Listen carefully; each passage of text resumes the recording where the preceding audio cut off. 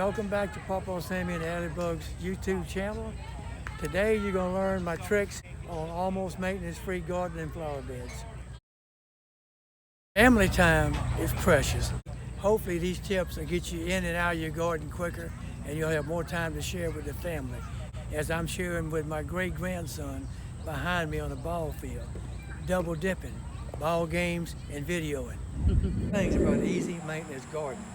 You're out here enjoying your flowers and your produce, your okra, whatever, tomatoes, eggplants. You're enjoying all this instead of on your hands and knees pulling grass and the insects taking over and your garden dying and you working your heart out. We're going to give 5 suggestions on how to do an almost maintenance-free garden. Allie? Almost maintenance-free gardening is like a cycle where it goes, you start over with the soil in a new bed and new plants over and over again. Continuously. Starting your bed, choosing the right companion plants, maintaining your bed for peak production, attracting pollinators, and renewing your bed for the next cycle. This bed is 2.5 feet wide and 27 feet long. It's easy to maintain. I can reach across it, all the way across it. I made it just like this. Layer of compost on the grass, soak it down good. Layer of cardboard on the grass, soak it down good.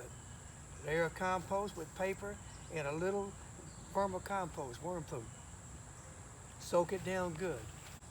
I haven't touched the grass in this bed. The compost and cardboard kills the grass, nourishes your plants. Nematodes attack the roots on your plants and it stunts their growth and it can kill them. Marigolds take the nematodes away from the roots on your tomatoes. They come here and they'll die. Also, I plant sweet basil. It also helps deter the insects. When I cut the grass, I hook up the Craftsman rake, do the rake, and put the light layer of grass mulch around all my plants. Not a lot. It will burn. Just a little thin layer, and it just keeps melting down in the ground, killing the grass, and the plants keep growing. And if you look careful, you'll see this. That's a thin layer of grass cuts off the yard. I do that every time I cut the grass. I have not weeded this garden this year. That's my asparagus. What you see is clover. It's put nitrogen back in the ground so I don't pull it until it gets too thick. Gardening can be made easy. You don't see any grass growing there. If it does, I pull it back. This is St. Augustine runners. Okay, that's it. Okay, over here on your plants, you just keep them well pruned, like I'm doing with these pea plants. Prune them enough where the air flows through. That way the insects don't like to stay in the open and too many predators. See these containers? Notice, I keep all these big leaves pruned back. The plant don't need that. The plant needs to be producing tomatoes, not leaves.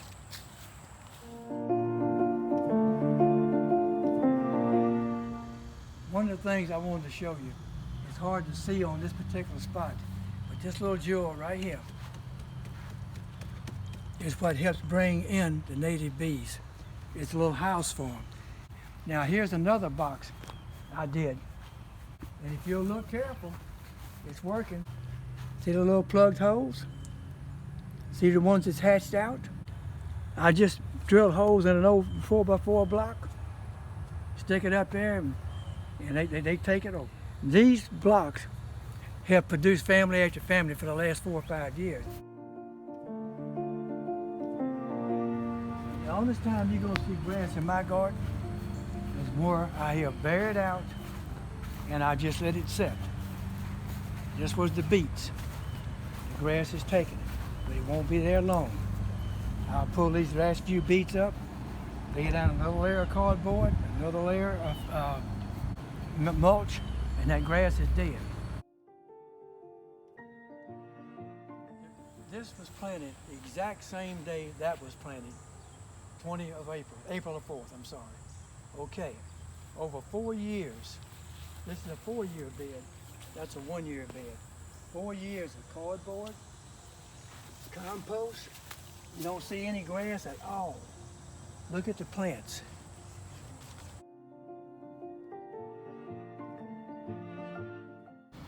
Out of the 5 topics that we've mentioned, which one are you most excited about? We'd love to hear from y'all, so please leave comments below so that we can address them. Thanks.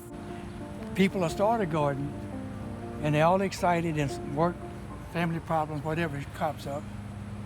And they go back 3 or 4 or 5 days later, the grass is taken over, the insects has ate it up, and they just lose interest. You don't have to be that way. Look at my okra. I stuck it in the ground, I watered it every once in a while, and there it is. You can go on vacation, you can spend a week in your office, you can spend 2 months down the road. As long as it gets water, those plants will thrive. They'll keep right on coming. Oh, that's some good drinking water right there. Pawpaw, where did you get this rose bush from? How long have you had it? Honey, I've had that about 12, 15 years. Your great-great-grandmother passed it down to my mama. Been in the family for a long time. That's pretty. It's beautiful, Pawpaw Sammy and Ambug. It is special to have this flower inheritance from our great-great-great-grandmother, Mary Rushton. I hope you enjoyed the tips and suggestions on the almost maintenance-free garden. Hopefully it'll help you to have the success that I've had. What do you think, bro? Thank y'all for watching, and if y'all have any questions, please like, subscribe, and leave some comments below. Okay, that's it. All right. Okay, that's it.